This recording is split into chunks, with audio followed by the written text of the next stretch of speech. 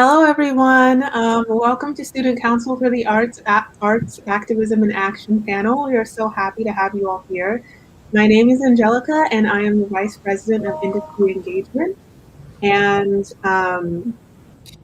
we are here with our four great panelists. And so I'm going to say a couple words about everyone, and they can introduce themselves. So we have Donna Simone Johnson, who is currently leading anti-racist workshops for Center Theater Group and is an award-winning actor based in Los Angeles. Donna, you want to say hello? Hello, hi, happy to be here. Okay, great. And then we have Victoria Lewis, who is a professor in theater arts at the University of Redlands in Southern California. Right. And I was also at the Mark Taper Forum. There's a theme here, I think you'll find. For many years, I founded a program called Other Voices, which was to work in playwriting and acting with writers with disabilities, and also with documentary plays, which is something I continue to do in my scholarship. Thanks. Happy to be here. And then we have Alex Maida, who is an artistic director for Teatro Luna West. Hey, everybody. So happy to be here. I also do a lot of consulting and support work for PWIs and BIPOC theaters around anti-racism, anti-oppression, and healing work. Currently with Center Theater Group in Art New York. Thank you. And then we have Heather C. Liu, who is an artist and educator based in St. Paul, Minnesota. Hey folks, my name is Heather. I also go by H and HCL. Like you just said, my current location is in St. Paul, Minnesota, which is on Dakota and Anishinaabe land, occupied in unceded territory. So I'm really happy to be here. I'm originally from LA, so I've been all around, and so excited to chat with you all. Okay, so today we already have some questions that were pre-submitted from our students at Barnard and Columbia. And then if time allows, we will also have questions and comments from the audience. So thank you to all our panelists for being here today. So to get started, what's a work of art that you guys have seen in the last weeks or months that has touched you or meant something to you?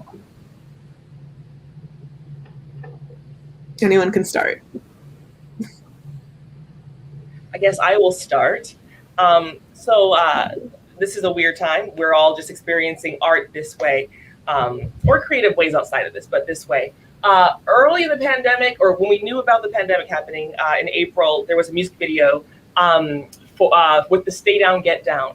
And we were all trying to figure out how we were going to do this thing, right? And I'm also a dancer, and I'm like, how do you do it when you don't have breath as an actor? How do you do it when you don't have spit, right? The things that sort of continue to fuel us.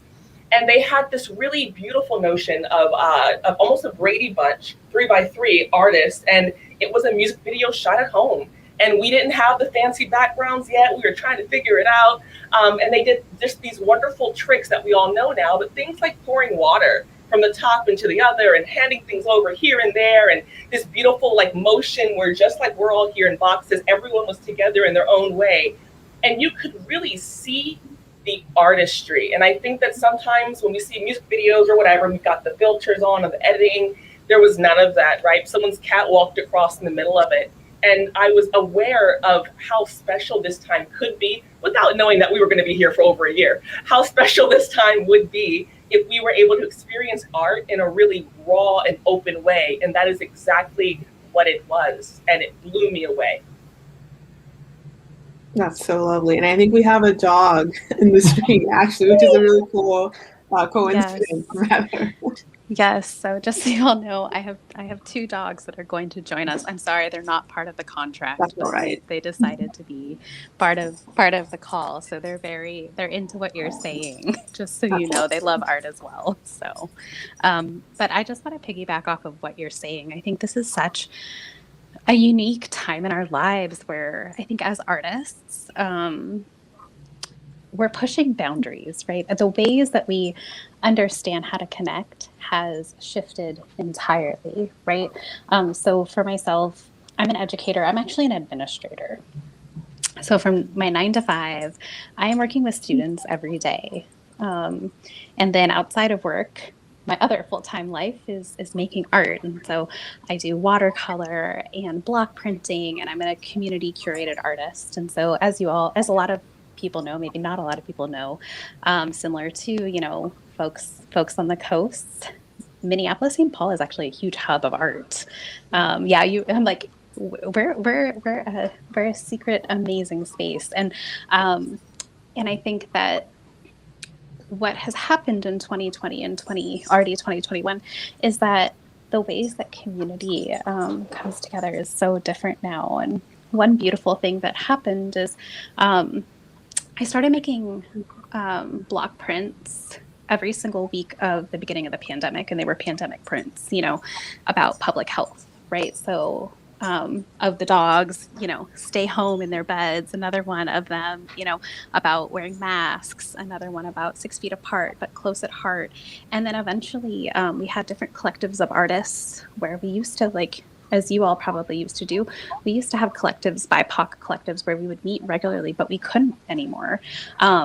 And we secured some different grant monies and were able to work with a local theater company and a larger corporation and purchased billboards. And we decided throughout the Twin Cities to create pandemic-related billboards around public health and posted the art that we've made all over the Twin Cities all throughout the summer at the beginning of the pandemic, where like people were out and socializing. And it was so touching. We had like youth artists that were like 8 years old who made art that were like, go outside, but do it safely like this. And there were other like folks who were like in their 90s, almost like 100 years old, talking about like how the pandemic has impacted community.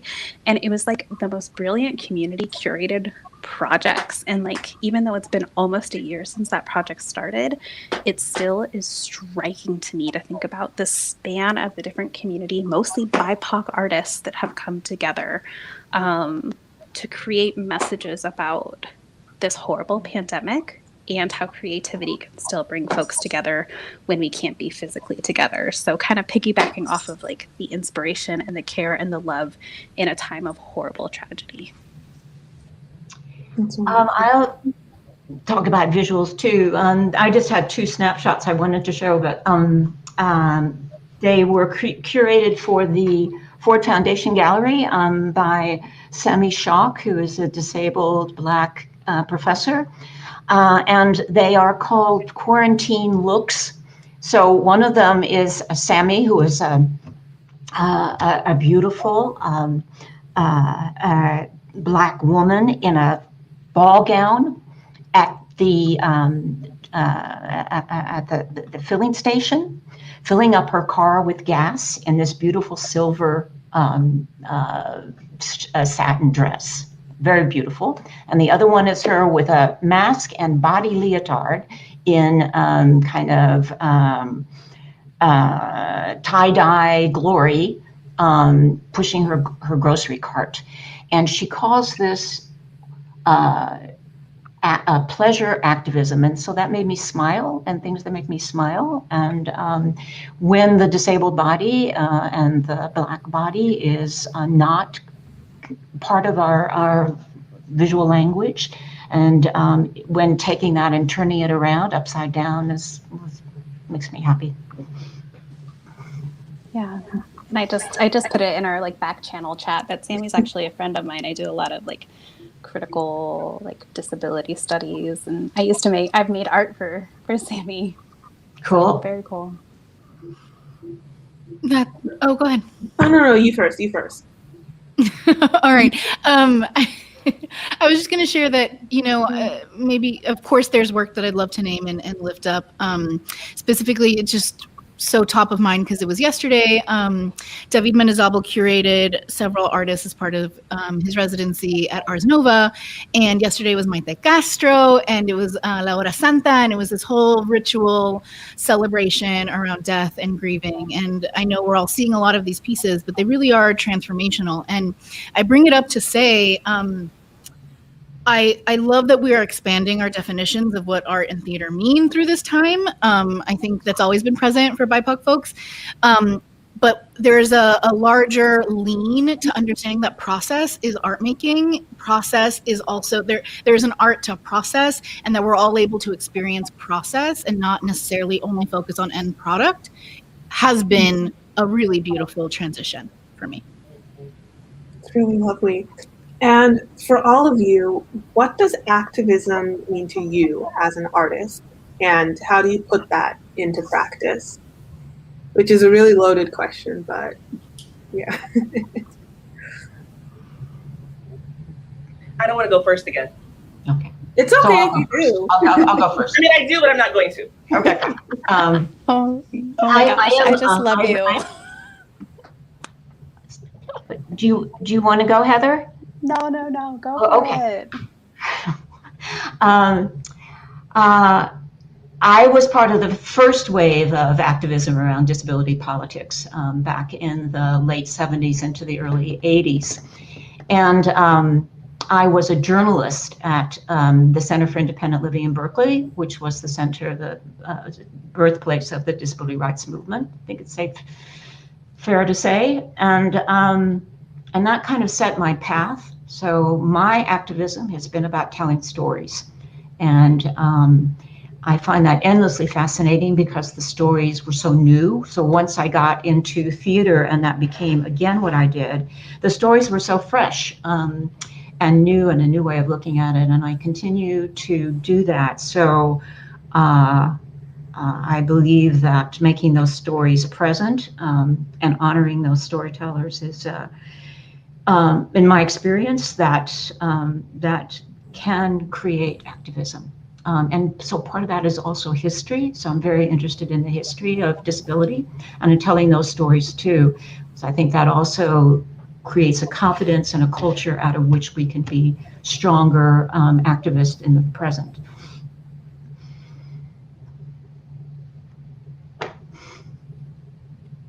Yeah, I'll jump in.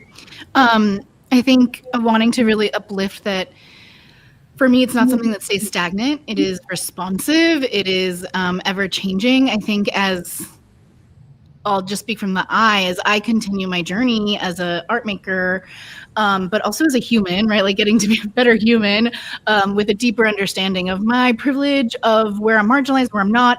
That activism has shifted in the last 10 years. So when I first entered it, it was really, I think I bought into the idea that just doing work for and with marginalized folks was that. My definition is very different from that today, right? Like, I think there has to be an element of risk. For me, I'm only like speaking for me. And my activism has to, what are the actions? I think we talk a lot about actions. And personally, I am really trying to investigate what is the activism that isn't necessarily public. How are there are a million other ways that we can be combating what is wrong, and I have a fear that we are falling into this trap of thinking if it didn't happen on social media, it wasn't activated. And so I thank you so much, Vicky, because you're part of this history that was like predates that social media movement. And I think there's still so much to learn from that. And as an organization and as a person, we're really looking to really deepen and understand that activism is also relational. It's asking questions. It is interrupting what we assume. And most importantly, it's giving opportunities for other people. Like for me, as a white Latina, the activism is now about how am I centering other folks and how am I providing platforms in that way. And always, what am I risking? Yeah. Great, I'll go ahead and jump in. I really love this song by Smog called "To Be of Use," and in it they beautifully sing about how their intention is just to be present in a way that's helpful, right? And he talks about something like a tree, right, which is of use, or a river. But he also says things like "or neighbor," like how as a neighbor can you be of use? And I don't mean to get all 10th grade English paper, but the Latin, of activism is to act, is to do something. And in all of our art forms, I think that we can sit around and, like, if you look at my notes, I'm Marina Abramovich. Like, I am just like the genius of all geniuses. But what have you done, right? We can all sit and stew and create here And then it's like, well, as an actor, do I get up and now I'm on my feet and all the things that I rehearsed in my closet suck, right? You have to push back through that in order to be the activist and take that step. So like, what are you doing? I'm the co-artistic director of Watts Village Theater Company. I don't know how many of y'all know Watts, but Watts is next to Compton. And I'm really clear in saying that I am here to make arts for South LA, what we call South of Jefferson. LA is saturated by theater companies. We are one of the only, now there are a couple more, but we've been around for 63 years. We're one of the only companies who are doing that. And I feel that our call now is to get Los Angeles, the Los Angeles that probably you all know, down to Watts. I'm tired of busing my kids to North Hollywood to see art. I want y'all to come to us, right? To me, that is the activism. That's the step forward. For me, the activism is great. Now you all are here. Guess what? Here in the hood, we do block parties. Great. I'm going to find a couple of local friends who have restaurants not doing so well. Come cater this event. Now look, you got NoHo people eating hood food with hood people. We making good art. Hey, welcome to the hood. Now we're family. That is the activism, right? Stepping forward. I think that, and we can get so caught up, and I love that you mentioned social media, because for a while, especially during the uprisings, I was like, I don't feel like posting nothing. I don't feel like making anything. And now things are picking up, and I'm like, oh, well, I'm doing this thing, but really, do I even really want to put that out there? And is this of use for them, right? Trying to keep oneself in check that way. But yeah, it's the step forward, and then once you step, what do you do? And I think that our art making calls us to actually go beyond that. And this group of people in particular, brilliant. I've studied all of your bios and seen some of your work online as well. And you all have taken that step, that risky step to like, this might not be the most interesting thing that I mentioned at a dinner party, that Watts Village works with a group called Ujima Project. Our company members went out for a cleanup. We just went and picked up trash. It's not the kind of thing that you want to post on social media about. We did not post about it. But that was the acting part of the activism and the investment part of the activism that hopefully some of the teenagers who came from Jordan High, who came to the cleanup, will then be our interns, right? Who will then be our SMs, who will then learn about lighting and hopefully go on to incredible colleges like you all went to. Be active. Yes. Yes. So I grew up in like Torrance, Gardena, right? Like I still have the 310 area code. Hey. I grew up next to Compton. Right? Like I'm just like, So when you're saying that, like I have like a tear in my eye, right? I lived in Oakland, like San Jose, like didn't know that I was like chilling with Norteños, and I was like, whatever, right? Like, I'm just kicking it. So I mean, like everything that you're saying, y'all, is like really like in my heart, right? Like and really resonating with me. And so much is like why I do art, right? It's not because like I don't do art and like activism because it's like sexy, right? Like I mean it is, because look at me, right? Like right. I just came from another panel talking about like being like a woman of color with like multiply marginalized identities, navigating white supremacy in institutions and talking like the big talk, but also like what I boiled it down to is like, how do we show up for each other? Like, how do we pay artists? How do we teach people how to like, get the grants? How do we like put our money, like actually those of us who have the money and like mutual aid, like actually do hard work, right? To like get the money where it's supposed to be. So everything that you're talking about is like, you know what, I'm going to like pay BIPOC owned businesses. Like are our events and like the work that we're doing accessible? Like I started creating art because like I have navigated and survived trauma and I didn't have words like to talk about it. And so I wanted to make art because I wanted to see myself somewhere, because I had like made it so like to myself, I wasn't even something to myself.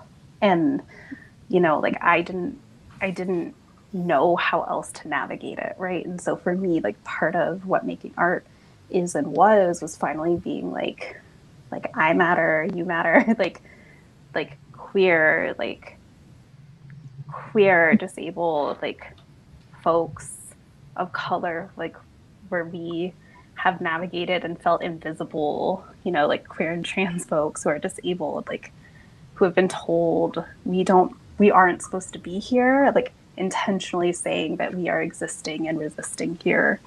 And that's activism. I've created, you know, markets and vendor spaces that challenge late stage capitalism. And like that feels like so important, right?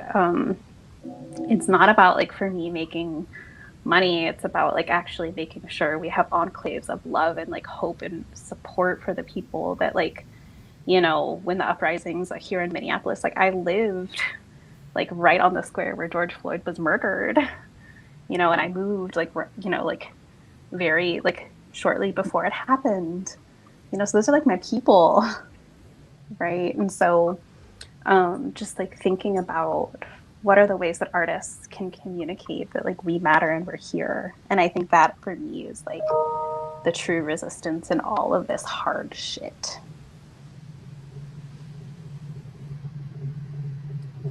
I'm so sorry, Angela, if I may really quickly. And this is why my introduction was so short, because I talk a lot, but I talk fast. So I'm hoping they balance each other out. I make a comment about social media, and I want to say I think that millennials give social media a terrible point of view because we don't really understand it anymore, and we're afraid to say it. Y'all, TikTok has changed my life. The way that people are using TikTok to act. Just one very quick example. I was scrolling, not doom scrolling. I was scrolling one day, and there was an artist who was watching the news, and there was some percentage that they had a poll, right? And it said black, white. I think it said Hispanic, which is problematic, but it said Hispanic, and then it said other, and she was Native American, and she goes, and the song right at the right time goes, "You don't know my name," and that moment alone, I put a survey together for a show that I produced. Guess what I included? Native people, right? Indigenous Native American, because I learned immediately through her action how we can become better. And the way that TikTok is exploring gender has freed up a lot of people to sort of just play. You know, we're looking at these things like these transitions, which I'm sure a lot of you know about, which I'm really bad at them. I'm trying, but things like I can look away and come here and show you that gender is a concept in the theology, and look away and here, and look away and here. I can't do that on stage. I mean, I can, but it's not the same. I mean, right? And the small group of people get to see it, and now millions of people are saying yes. We've got kids who are in the most rural part of Alabama, who are scrolling saying, oh my God, there's somebody like me. And then they're saying, let me go to the nearby grocery store, and in the safety in my own little closet, safety in my own closet, try the same thing where my parents can't see and I get to express myself. Activism is also that. And so I just want to say that you are making work that way. It's incredible. I bow down to you. I'm learning from you. I'm going to leave myself. John, I really love that. To follow up with something you had said earlier about getting people from North Hollywood down to Watts rather than the other way around, which is often the case, we wanted to know, so you're involved in classical productions with Oregon Shakespeare Festival, but you also co-host Racism 101, and you also work to revive your canon. So we want to know how you navigate being a Black person in classical theater spaces. I love classical spaces because I am Black. I as the vessel, I'm Black. I'm not Black unless I'm playing the Moor. I'm not Black, right? The story does not change, right? I come out and I'm Paulina and I am incensed and all of these different things have happened and I've witnessed it and now it's me and you, right? And that's all there is. And I'm a Black woman about to cuss you out still, right? But it's not written as a Black woman trying to cuss you out. That's a completely different experience. I can truly be anyone in Shakespeare, and very few people will take any umbrage with it. And I want to shout out Nataki Barrett-Myers, who is one of 4 African-American equity artistic directors, but she runs this multi-million-dollar theater company. And she came in and she's saying, look, we're moving here. You can come on if you want to, right, donors, or you can stay back. People can fly in and see the shows if they want or not. And I think with the pandemic and what I've seen with her interviews is she's really buckling down on that. She's saying, look, we're in debt, we're broke anyway, so let's just go ahead and keep doing what we're doing, which is moving towards the light and the future, because in 20 years, we're going to be doing a lot more Susan Mary Clark's as a part of the canon. Does the echo me, or you guys hear that echo? Is it just me? Okay, great. Oh, not great, but awesome. There's so much room to play in classical space.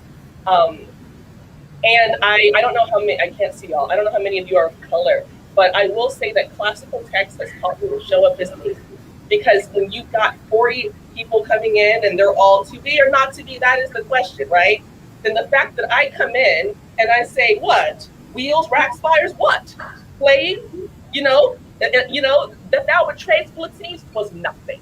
I can bring that to you. The next girl coming in, I don't think she can. And it's still the bard, and it's still honest, authentic. Now, as for the canon, I learned in the last panel I did actually with Vicky and Alex and our dear friend Peter. I was passionately talking about destroying something, I'm sure. And he talked about not tearing down the whole building. And that's really resonated with me as someone who's trying to navigate from one part to the other. And y'all know that was only 9 months ago. I'm still working on the canon, right?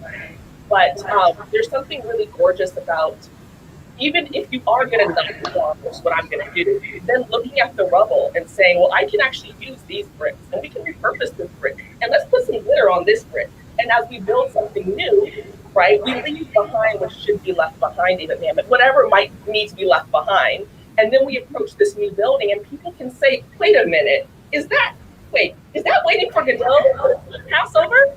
I love that. I am here for that, right? And there's something really gorgeous about it coming together because we're in a form. We're in everlasting forms that have been around for hundreds and hundreds and hundreds of years. And no, we can't go and burn the Mona Lisa because we find that it's not of use, right? But what can we do to unpack that and make that pertinent so we can then connect history to now? And I'm gonna shut up.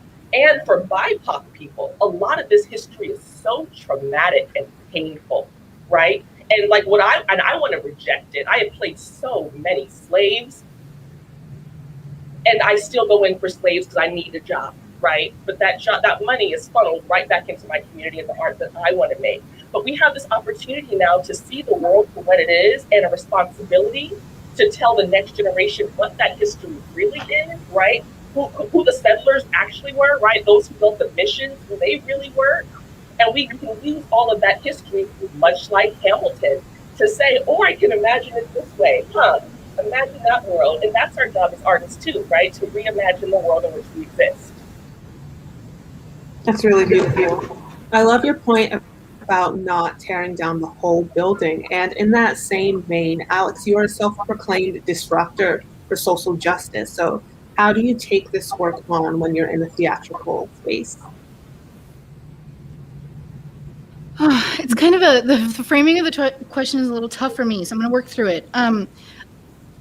There is no division for me between theater and the rest of my life and the rest of the world. I think so they just I don't know where they start and where they end, right?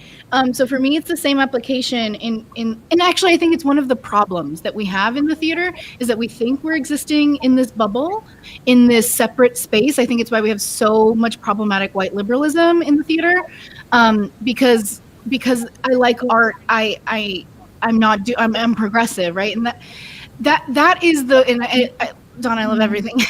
Everything you just shared, I agree with. And yet I still am in the place where I want to burn the whole thing down because the internalization that has happened, that is actually what I think we're all trying to also tear down. And it's hard to name that, right? Because what I'm trying to rip apart is in me, right? The white body supremacy is in me. It has harmed me and has harmed others even more. So while we talk about all of it, what I appreciate about this last year is we're really realizing right? We're always talking about there's the cultural level, there's the institutional level, and then there's the individual level. And I think for the first time in a long time, we're recognizing the disruption has to start here inside of us. So my approach is really like, how am I disrupting all of everything I have thought is never questioned before, if that makes sense. So it's probably not an answer to your question, but I think it's about showing up. I think it's about showing up. I think we think sometimes just in the art we make or just in the way we're speaking, but it's also about just keeping showing up for community, even when you're disappointed, even when the disappointments happen, even when you fail yourself. For me, being a disruptor is constantly just coming back to the table, taking care of each other, and taking care of ourselves in a way that will help others, is a model for others. And I just want to name, like, listen, social media is everything. It is so important. So much art making is happening. And it is a way to connect. I mean, look, do we even have to talk about what just happened with the stock market, right? And all of that is art in my mind. But I appreciate this notion, especially that like this Gen Z has, that y'all have around the performance, the self, and the breaking of that. I'm into it. I'm thinking about it, and I'm rolling around in it, if that makes sense. And it's just part of my questioning of everything. I know that I don't want just my art. I want to build the full ecology. I don't want just art. I don't want just words, and I don't want just self-care. I want a full ecology, and I think we're making our way there. But I still think we're just overly dependent on predominantly white institutions to dictate to us still what is good, what serves, what people want. And the reality is they are the least equipped to tell the people what they need. So that is the thing I'm always bringing into the rooms with me, is you have no idea what the people need, and you have to figure out a whole new way to talk to them. So until that happens, until like that notion of service, especially with a lot of the anti-racism work I'm doing right now, the saviorship is real. The saviorship complex is real. And what people need to understand is they're not helping quote unquote underserved communities, PWIs, by becoming anti-racist. They're helping themselves. And that's the framework that they need to operate from. And until that disruption happens, I think we're still doing the same, we're repeating the same cycles of the last, I would say, maybe 50 years of art activism. Alex, thank you for that perspective. Yeah, that's really wonderful. So Victoria, one of the things that we're thinking about when it comes to differently abled people in theater, what are some ways that in your work or in educational creative spaces you've made it possible to prioritize ability justice? Because one of the things that we had mentioned was that even something like the traditional or typical stage is not always something that all people can access.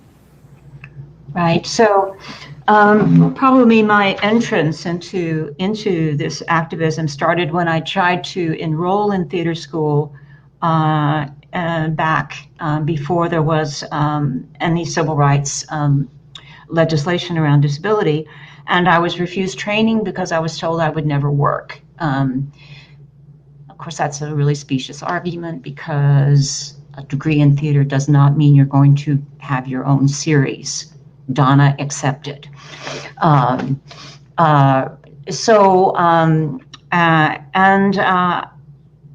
That situation is still really problematic. So the pipeline between into theater careers is really cut off at higher ed.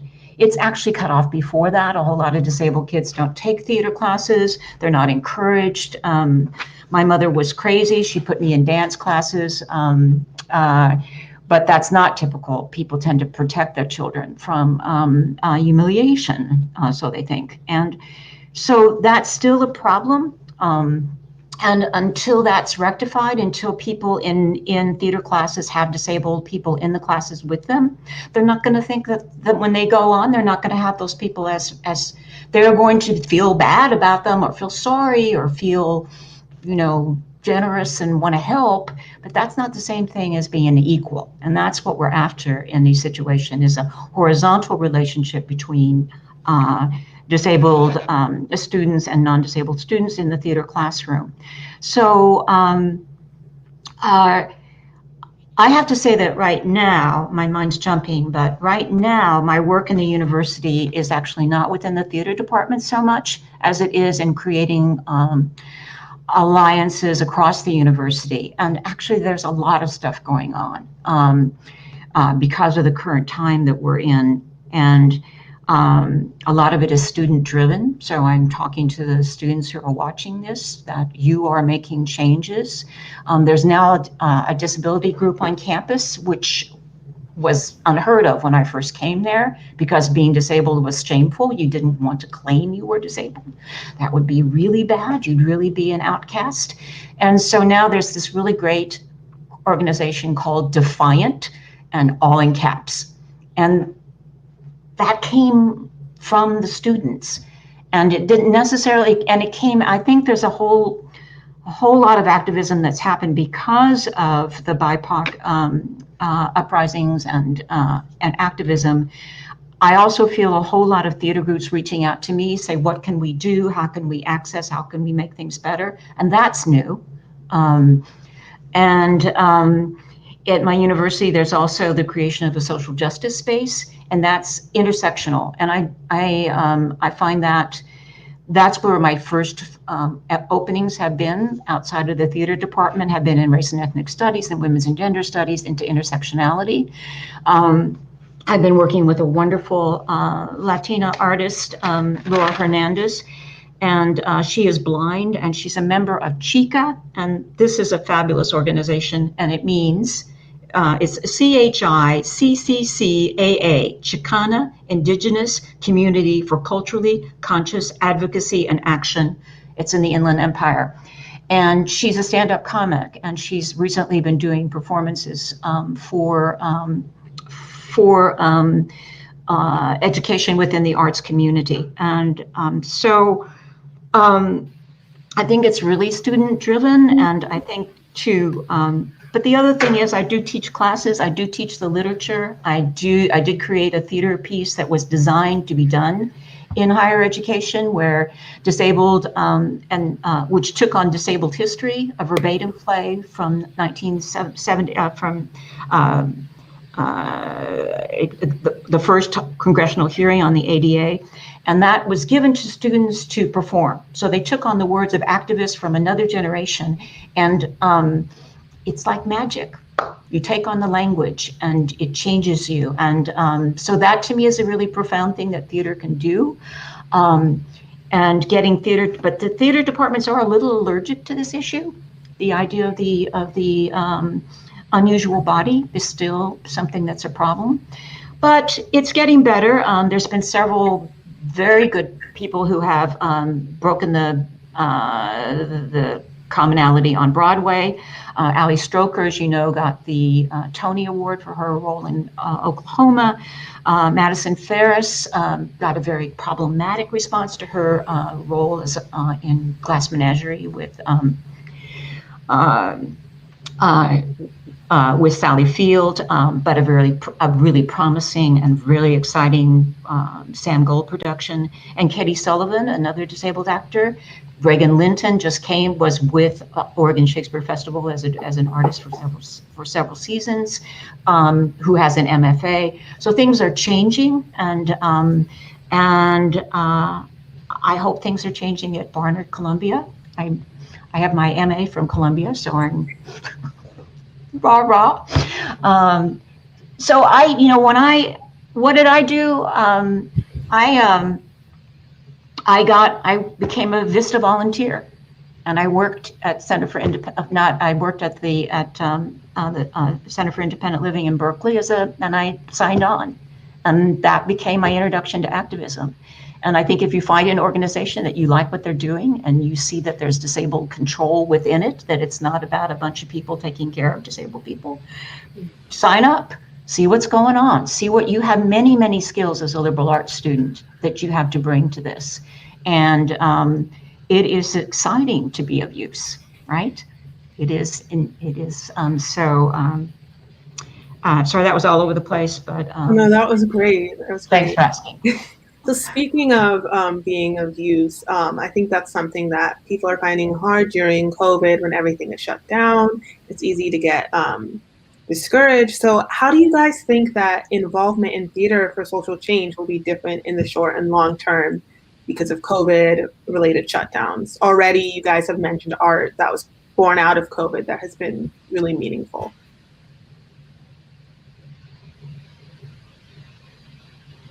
Angelica, can you unpack that question a little bit? Yeah, definitely. So how do you see COVID impacting social change in the arts? Earlier, I think you guys mentioned some art that you had seen that had, quarantine art or even stuff like that could be part of it.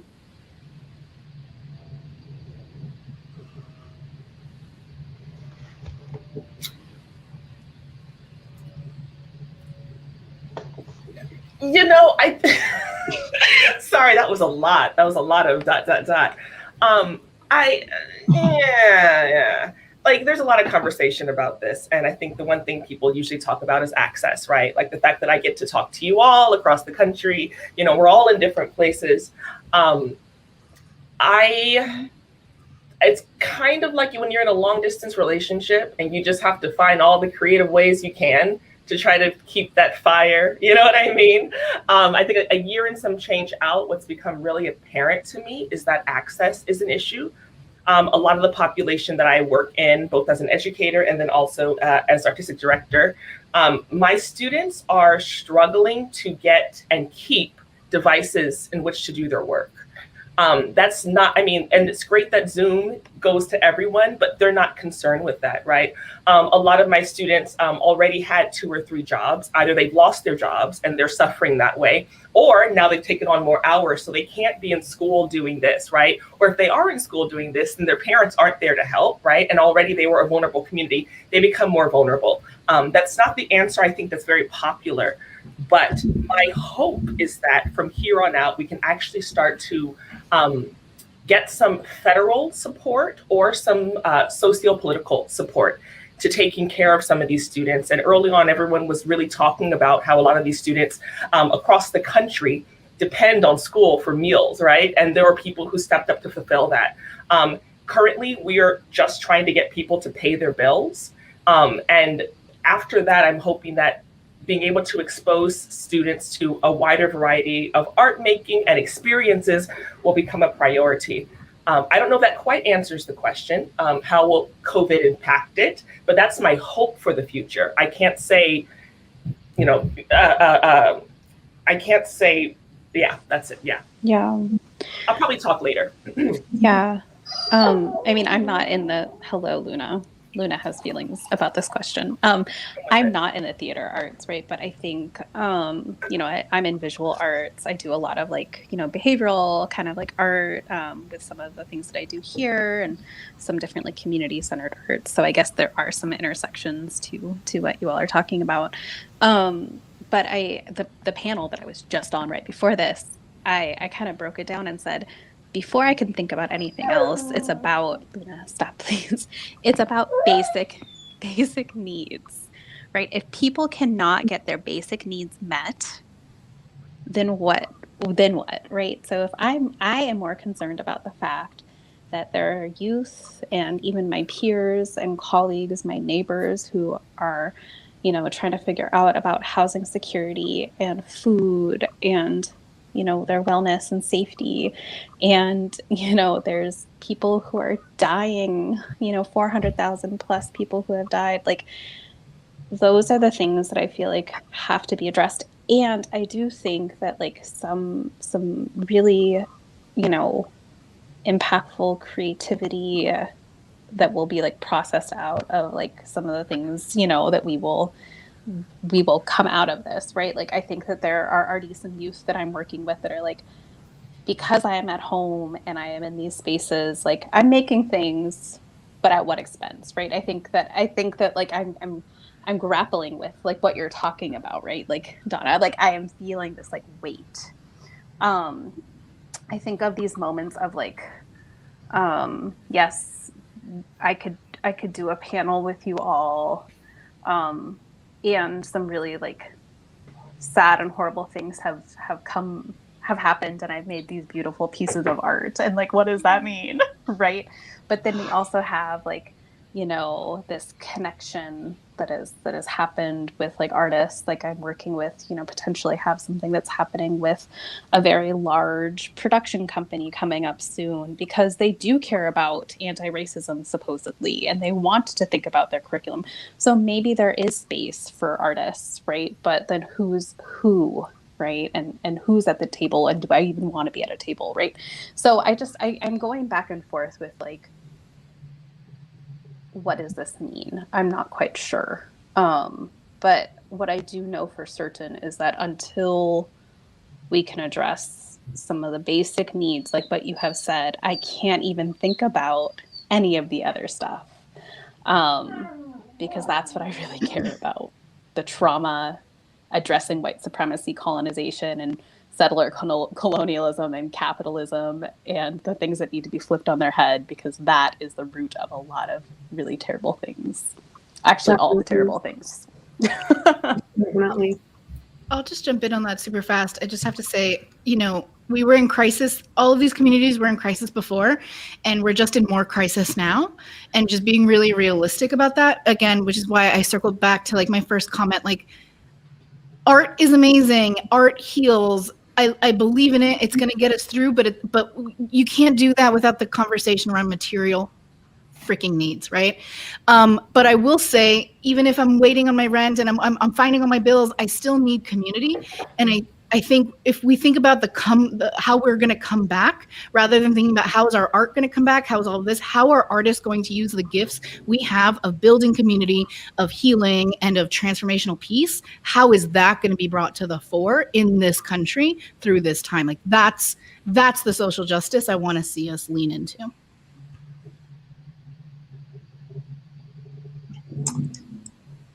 All right, so we are coming up on 6 o'clock, and so from each of you, we just want to hear a couple words for students regarding, you know, what they can do with regards to arts advocacy and arts activism.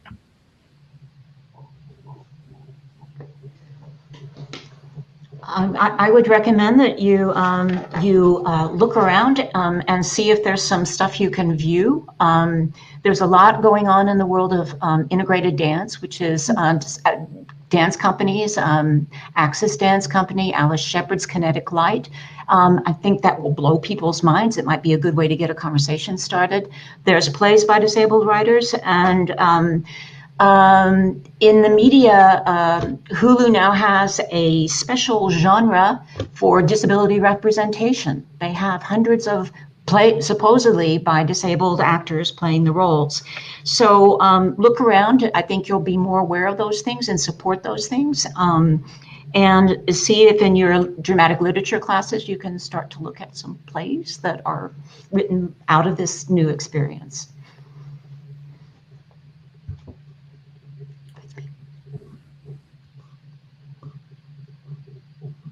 Alex, Heather, Donna, is there anything you'd like to say? Alex and I are making eyes at each other. Go, Alex, go. Okay, I'll go. Okay. I will say, if you are, first of all, if you're an artist who hasn't felt like you're inspired or you have the space to create, you are not alone. And I'm going to get emotional just simply because the last year has been so difficult in a variety of ways, and everyone has their own thing. And people are talking about all the free time they have now to do all these things, and that has not been my story. So if you are one of those people, especially someone who does emotional labor ordinarily, then rest and rejuvenate and take care of yourself and your vessel in the best ways that you possibly can. If you are someone who now has a hankering and a hungering to get out and make dope work, then definitely try to follow some artists online who are making that immediate work that impacts you in 15 to 30 seconds, right? And that you can then unpack some of these ideas. If you're someone who you feel like you're in the middle of trying to understand everything, then read a book. Emergent strategy, if you look at Adrienne Marie Brown, she talks about transformative justice and transformative social responsibility in a way that speaks to artists, no matter what your métier is. Read her books, follow her on Instagram, have your mind blown about the potentiality of what we can do, and then plan for ways to, even if you can't figure it out in this medium, to do that outside of this.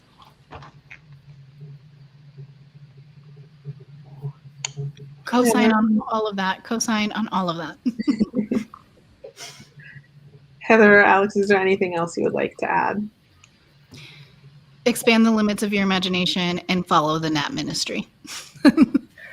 Oh my gosh, how'd you know? I was just gonna say, so I was just gonna say the NAP ministry they talk about how like rest, and they talk about like the importance of that and like the key, they talk about building a spaceship. Oh my gosh, I just had I think I talked about having a concussion. So like my brain is in like 6 places at once. And so right now I was like trying to piece together what I was just going to say. But essentially needing rest so that we could like build a spaceship to the future, right? Like totally talking about that. But one of my colleagues that I work with, we were talking about the brilliance of Amanda Gorman at the inauguration, and one of her tweets went, my colleague Britt Williams, Dr. Britt Williams, her tweet went viral on the internet. Talk about like, you know, social media, and she wrote, "There's an Amanda Gorman at every high school you call underperforming, inner city, and or the G word.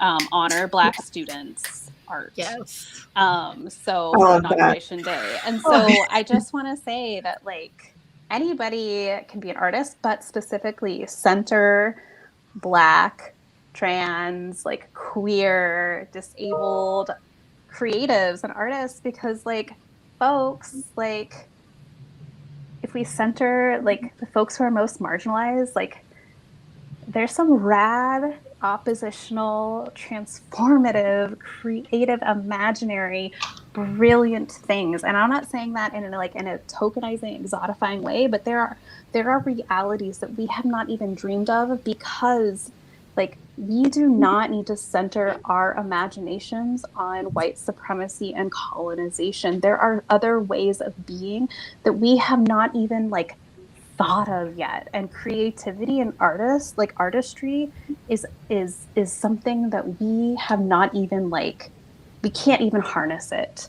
And this is the time, like this age of Aquarius, right? I'm hippy dippy, but this is the time right now that anything we thought we knew, any structures that have ever existed, this is the time that they must be dismantled. And I will say that as like an artist, as a baby elder, as like someone who is an old grumpy Asian lady, like this is the time. So if you are someone out there listening who has been inspired or not inspired, pick up a pencil, write something down, do it little by little, because we can do this together.